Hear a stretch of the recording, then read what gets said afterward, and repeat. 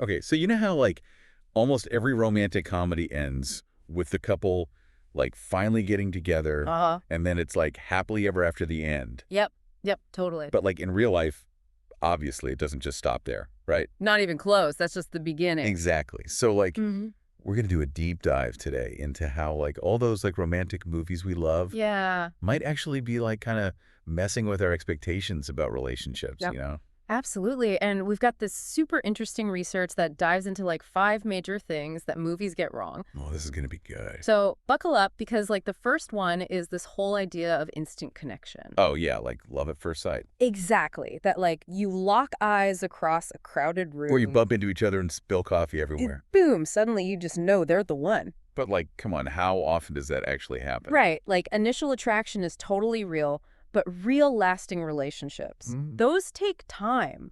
Like Yeah. you need to build trust and shared experiences, you know? Yeah, you don't really know someone from just, like, one look. Exactly. So like instead of waiting for fireworks, maybe we should be focusing on like Okay. meaningful conversations and like seeing if we actually have stuff in common. That makes way more sense. Totally. All right, so ditching the whole love at first sight thing, Yeah. but what about all those movies where the couples never fight? Ah, yes. The myth of the conflict-free relationship. Like, seriously.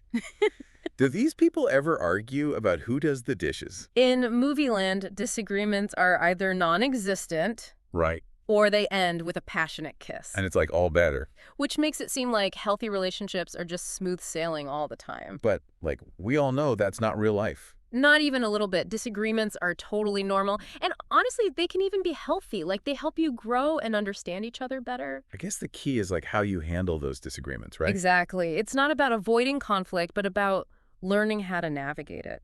Our research actually found that couples who see conflict as, like, a chance to learn about each other, Oh, wow. they're actually more satisfied in their relationships. That makes so much sense. Yeah. It's about, like, turning those fights into, like, a way to connect. I love that turning clashes into connections. Okay, so next up, we got to talk about those perfect movie characters. Oh, yeah, the ones that are like impossibly good looking. Yeah, and they always know exactly the right thing to But say. they have these like amazing, grand, romantic gestures. Like, seriously, it sets the bar way too high. It's so true because then we start comparing our real life partners to these like fictional ideals. Right, and nobody can live up to that. Like, remember in The Notebook when Noah builds Allie her dream house? Oh, yeah, that was so romantic. But it also sets up this expectation that our partners should be able to make all our fantasies come true. Yeah, and when they don't, we end up disappointed. Exactly. The truth is, everyone has flaws and insecurities and bad days. Like, embracing those imperfections in ourselves and our partners, that's what makes a relationship real. And strong. Absolutely.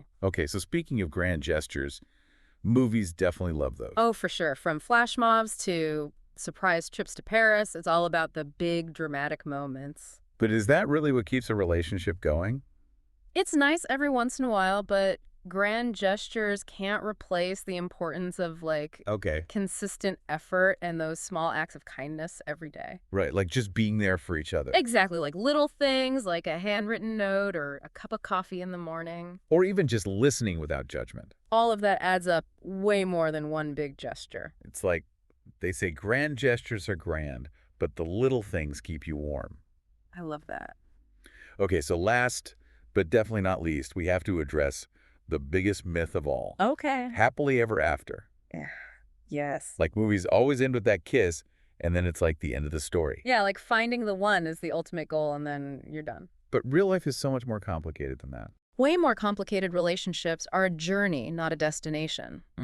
They take constant effort, compromise, a willingness to grow together. So it's not about finding happily ever after. It's about Yeah. creating it. Exactly. It's an ongoing process. So basically what we're learning here is that movies are fun to watch, Totally. but they're not exactly relationship guides. Not at all. It's important to remember that and, like, not get caught up in those unrealistic expectations. Right. Like embrace reality, the good, the bad, and the messy. Because honestly, that's where the real magic is. I couldn't agree more. So yeah, ditch those movie myths and, embrace the beauty of real love. You got it.